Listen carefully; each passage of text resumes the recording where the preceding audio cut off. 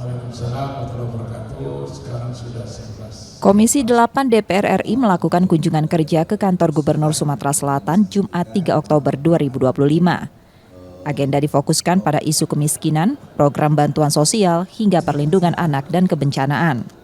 Pemerintah dinilai telah banyak menyalurkan bantuan seperti bansos, PKH, hingga pembangunan wilayah kumuh.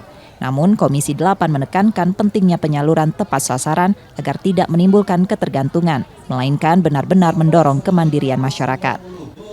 Perkembangan yang ada di daerah yang sudah kita rekam semuanya, dan nanti ini akan kita bawa ke rapat-rapat komisi.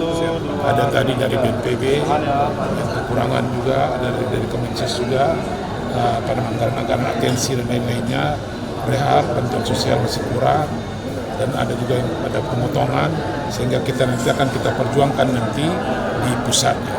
Kita usahakan nanti mereka dengan mendapatkan bantuan ini dapat tingkat dia ke disil 3, ke disil 4, sehingga dia sudah bisa bekerja. Sehingga benar-benar nanti kita inginkan beberapa tahun ke depan yang dapat bantuan itu adalah yang memang dia perlu layak bantuan. Kalau miskin ini dia masih bisa bekerja, ini kita kasih kail dia. Kita kasih kail dia untuk mancing. Kita kasih pacul dia. Tapi kalau yang fakir ini, memang dia harus bantu oleh negara. Harus dipelihara.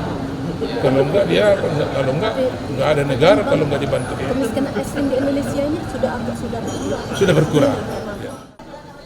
Dalam pertemuan ini, Komisi 8 juga menyoroti perkembangan sekolah rakyat. Program ini sudah menghadirkan 100 sekolah di seluruh Indonesia dan masih akan terus bertambah.